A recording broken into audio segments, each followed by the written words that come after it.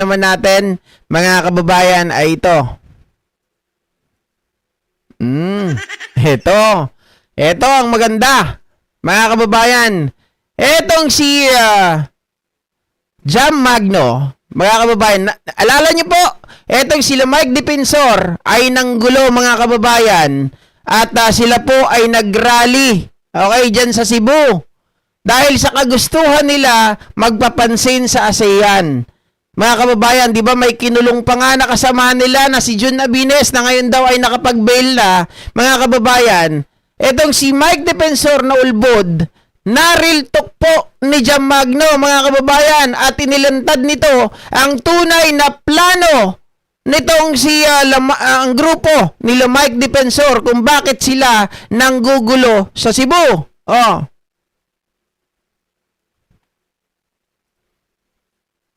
Martial law in Cebu? You lying piece of crap. There is no martial law in Cebu. Cebu is chill, it is beautiful, and is filled with so many different places that do not welcome lies like that. What did you expect the police to do when you started a rally without a permit? Exactly. Number two, what did you expect the police to do when you all of a sudden caused a scene and became a nuisance when, number three, the ASEAN summit is ongoing? Leaders from different countries, dignitaries, guests are supposed to feel safe in Cebu. And you did what everybody would have feared. You caused the scene. Okay. Isipin nyo na lang mga kababayan na, eto, hindi na talakay ni Jam Magno. Pero kung iisipin ninyo, bakit sa Cebu sila nag-rally? Kahit na wala po silang permit. Mga kababayan, sino ba ang gusto nilang paringgan? Kung tutusin, kung magra-rally ka, it should be doon sa malapit sa Malacanang, di ba? Malapit sa Malacanang dapat sila magra-rally. Kung talagang gusto nilang paalisin si Pangulong Bongbong Marcos, yun at doon yung tamang place na magra-rally sila. Pero bakit sa Cebu? Ang gusto kasing mangyari nila mga kababayan, magpapansin sa ASEAN Summit, sa mga leaders, dignitaries, para nang sa ganon, makita ng ibang bansa, mga ka-GPnatics, na ganito pala nangyayari sa Pilipinas. So gusto nilang ipahiya ang ating Pangulo. Diba? Gusto nilang gumawa ng gulo. Gusto nilang gumawa ng kwento. Mga ka-GPnatics, nananadya sila. Diba Ma'am Connie Ratleg? Nananadya ang mga ito na manggulo para mapahiya ang Pilipinas na wala man lang tayong, mga kababayan, walang hiya, na tayo po ay talagang alam natin na may bisita, 'di ba? Dapat isaalang-alang natin 'yun kasi kung totoo na sila ay pro-Pilipino, 'di ba? Pro-Philippines. So dapat mga kababayan, iniisip ninyo 'yun. 'Di ba? Kasi kayo ay kasama sa Pilipinas. Kayo ay mga Pilipino. So kapag napahiya tayo, hindi naman, mga kababayan, hindi naman si Bongbong Marcos lang. Hindi naman yung mga pro-BBM lang. 'Di ba?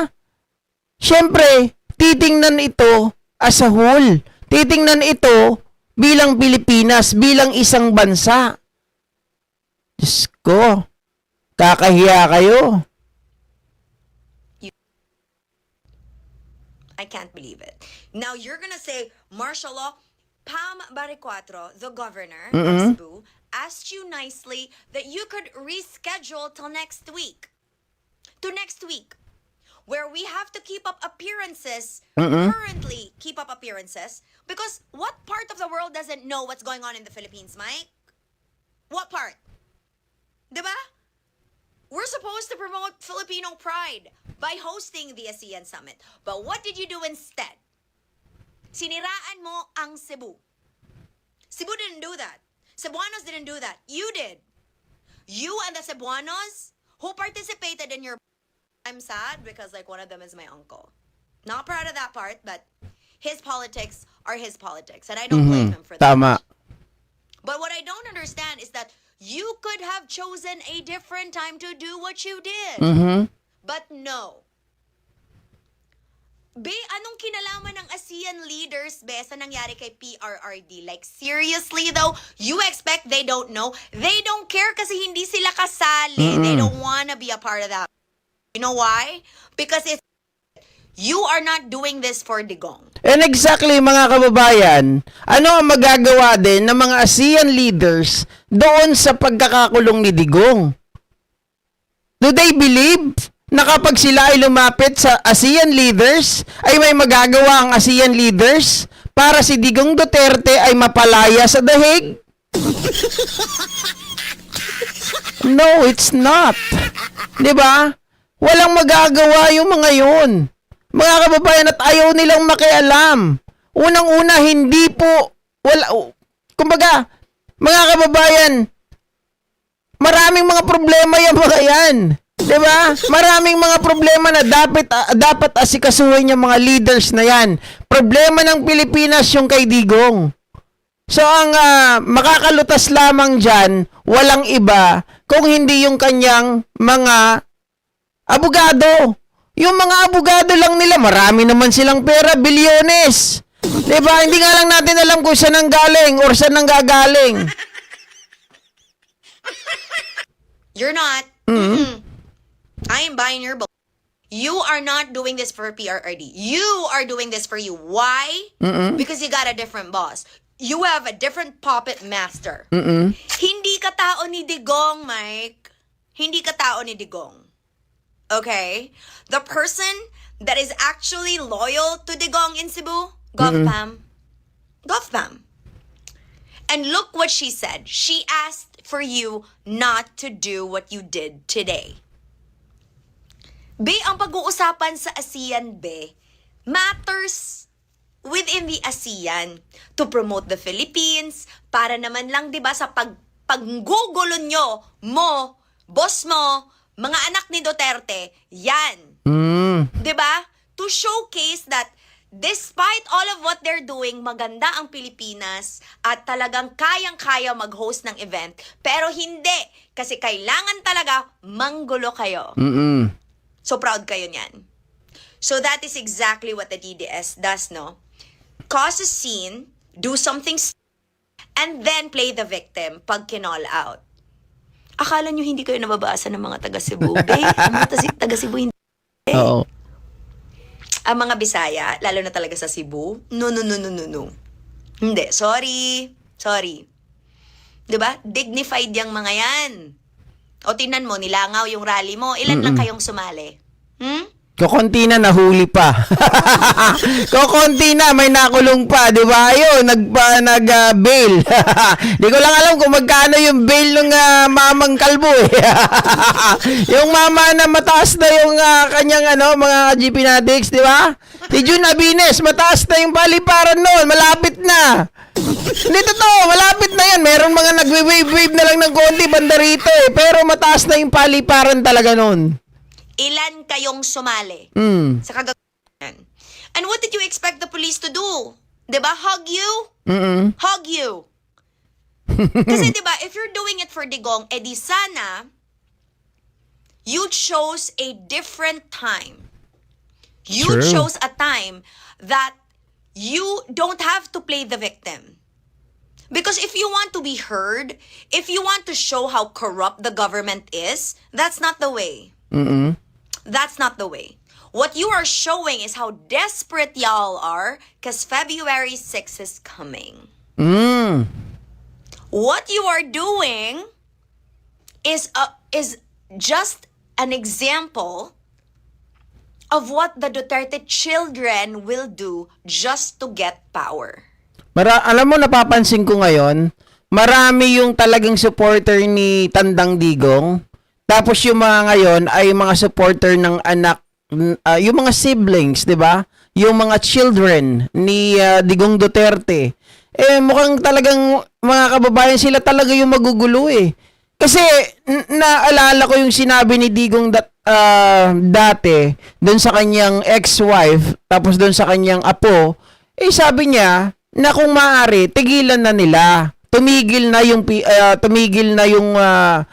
kanyang mga kaalyado, yung kanyang mga anak, 'di ba? Tigilan na nila si PBBM para magkaroon na ng pagkakaisa at matahimik na ang Pilipinas. Itong sila Sara, dahil mukhang mga kababayan na talagang mapagtanim ng sama ng loob, 'di ba? At puro galit ang umiiral.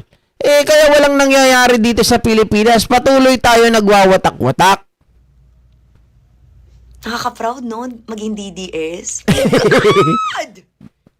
Why? Huy! Like, seriously? Uh-huh. No! This is why, Ew. talaga. Manggugulo kayo, be? Manggugulo kayo? Kakasinulog lang ng Cebu. Kaka-renew lang ng pagtanggap ng blessing mula sa Senyor Santo Niño, tas gaganon ninyo? Huy! Hindi pa nawawala sa ears ko yung Batubalani song. Tapos ganyan na kayo? Hindi pa ako nakaka-get over sa prosesyon na sinalihan ko. Tas ganyan na kayo. You're going to litter the streets of Cebu with your desperation. No. Kalat.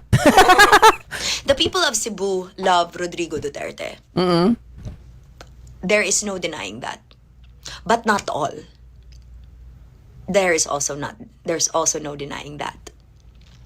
And the people of Cebu are peaceful. They like to keep the peace.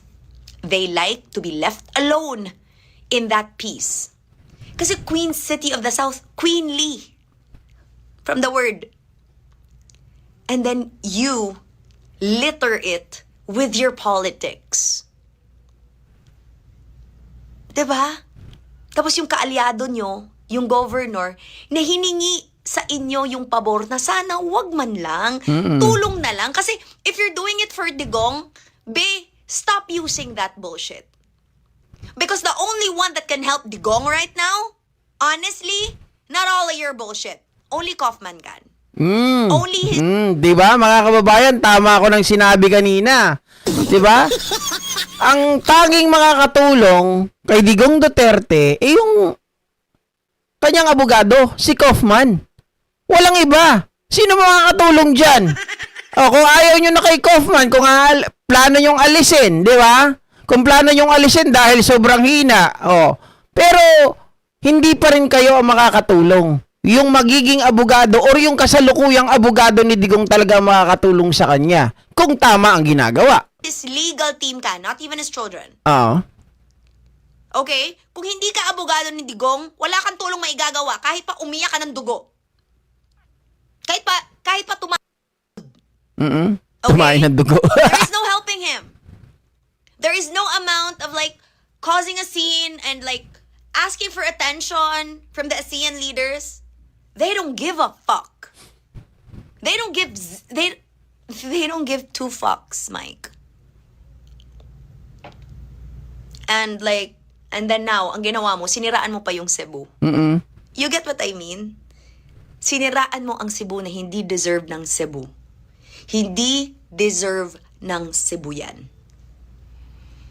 Kasi, show to ng Cebu, Mike. Moment to ng Cebu na, oh my God, kahit napakagulo na sana ng Pilipinas, diba? Kasi ginugulo nyo may ASEAN. Oh my gosh, ang ganda, nag-effort ang daming nag-effort. New Star pag dinaos. One of the most beautiful places to hold a conference in. And then you happen. What a disgrace. Shameful. Grabe kayo, guys.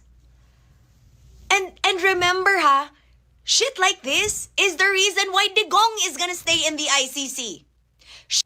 This is another source of evidence to keep him there. Because of his supporters that act like you do. But to be honest, hindi naman kayo totoong supporters. Ang ginagawa nyo para sa sarili nyo naman yan. Ang ginagawa nyo, it's not for Digong. Ang ginagawa nyo, more than anything else, it's for Sarah. Nakakatawa pa kayo. Dami-daming supporters ni Sara na gusto siya maging presidente. Hindi nga ma-spell ng maayos yung pangalan niya. Ang basic na nga lang ng pangalan, wrong spelling pa. Ano yan, Bessie? Sara Geronimo? Mas With siguro, H. mas okay pa ang Pilipinas kung si Sara Geronimo yung presidente. Sa totoo lang. Gwapo pa yung asawa niya.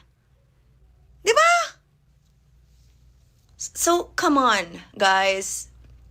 Baka na pagkakamalan nila si Sara, tapos si Sara Diskaya.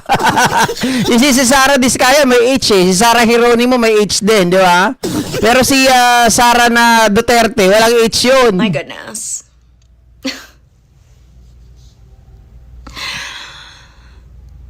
Cebu deserves more respect than this for being loyal to Digong. It deserves to be celebrated as a city that is in the middle of Manila and Davao and yet is pristine and chill and calm, and it's my home now. And you're causing a scene. You You causing a scene, you stupid.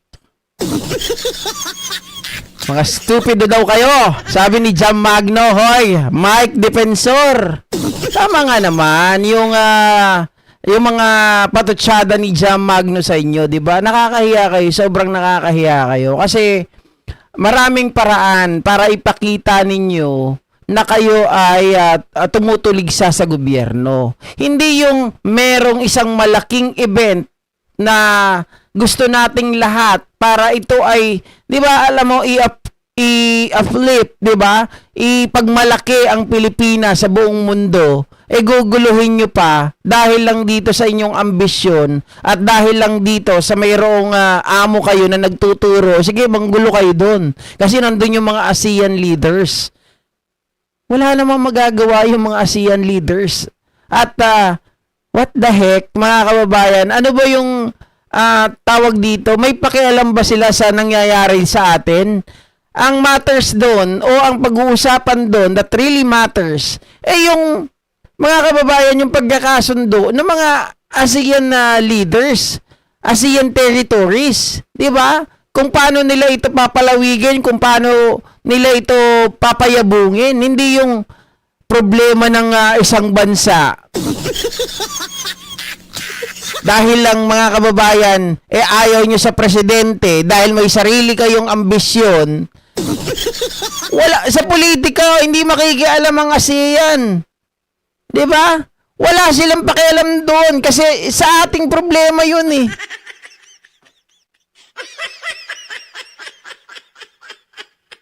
Diyos ko, nakakahiya kayo. Talagang hindi kayo marunong mahiya. Talagang wala kayong pinipili, mga DDS, no? Sana kung ayaw nyo sa Pilipinas, lumayas na lang kayo sa Pilipinas. Oh. Sabi ni Samuel Ong, paano daw yayabong? Adik ang presidente mo. Sige nga, Samuel Ong, may katibayan ka ba na adik ang presidente? Pero ako may katibayan. Yung dating presidente, nagbe-fentanyl, nag-take ng marijuana, yung mga anak adik. Yun sigurado ako, may katibayan doon. Pero ikaw, Samuel Ong, hoy, Samuel Ong, apelyido mo palang Ong, ha? Pero hindi ko nilalahat. Mukhang isa ka rin ata sa di ba? Isa ka ba sa nakikinabang kay sa mga Duterte? Himod puwet. Sa pul ka tuloy kay Ma'am Aurelia din. Di ba? Kung maka-addict, kala mo may katibayan? Anak ng kumag. Hindi ko malaman dito sa mga to. Adik presidente mo, tatanungin mo ngayon. Anong katibayan mo? Wala.